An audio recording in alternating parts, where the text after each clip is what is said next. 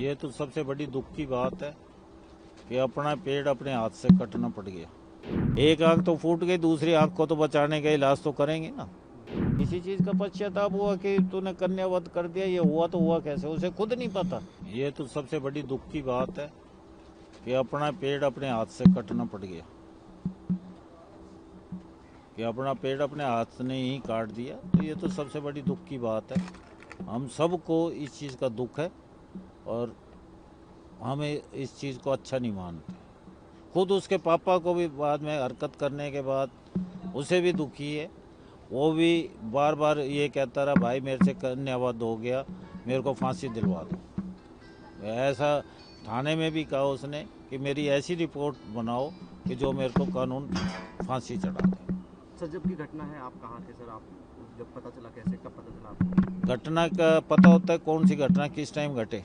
नहीं सर। मैं अपने घर था, वो अपने घर थे। तो जैसे शोर सुना, जब भागे देखा तो फटाफट बेटी को ये उसका चाचा ले गया हॉस्पिटल में। मैं फिर दीपक से मिला, रे क्या हो गया? मेरे को तो ये भी नहीं पता चला था कि दीपक ने मारी है। जब उसने खुद ही मेरे को बताया, भाई मेरे से ये हरकत हो गई। इस मामले में सबसे बड़ा सवाल अभी भी यही है कि आखिर ऐसा क्या होगा कि पिता को अपनी ही बेटी पर गोली चलानी पड़ी? क्या कुछ उस वजह के बारे में आप बता सकते हैं? उस चीज़ का सिर्फ दीपक के अलावा कोई भी नहीं बता सकता। कुछ आपकी बात दीपक से कोई खूब हमने पूछ लिया, खूब पुलिस वालों ने भी पूछा, उन्होंने भी खूब उससे पूछा कि भाई बता दे। कह लगा जी बस मेरे से कन्यावध हो गया और मेरी रिपोर्ट बस वही रिपीट एंड रिपीट कि मेरे को फांसी दे दो। सर, क्योंकि जब हमने लोगों से बात की तो उन्होंने कहा कि हमेशा साथ रहते थे, पूरा बचपन से लेकर अब तक उसको यहाँ तक पहुँचाने में बहुत बड़ा हाथ, या लगभग पूरा हाथ उनका रहा था। बिल्कुल बहुत हाथ रहा उसका।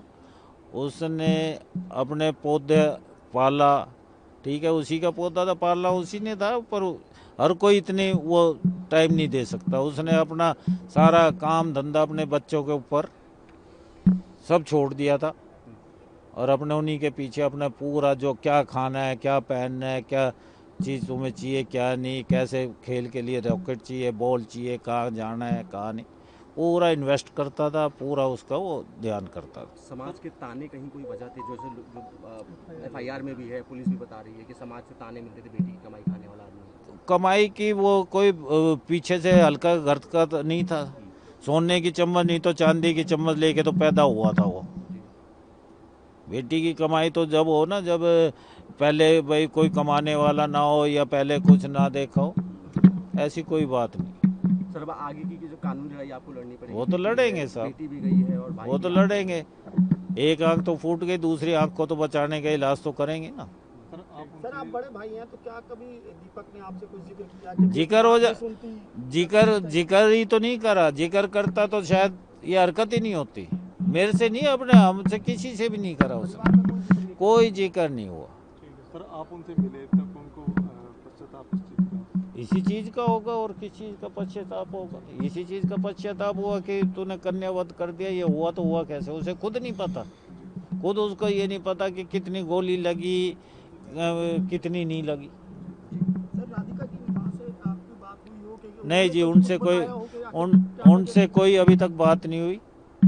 हमारे परिवार में पर्दा है तो अभी तक कोई बात हुई नहीं और वो शौक में है, तो इसलिए ज़्यादा वो कुरेदने की मैं ये समझता हूँ कि ज़रूरत नहीं। और अब आप सबसे रिक्वेस्ट है कि बस इसको आज के बाद प्लीज़, भाई जो सच्चाई है ना वो है, इसमें कोई वो नहीं है, कोई झोल नहीं है, कोई अगर क्या नाम है, उसने गलत हरकत करी है, अगर क्या करी है गलत हरकत, तो उसको जैसे कानून सजा देगा हमें मंजूर है।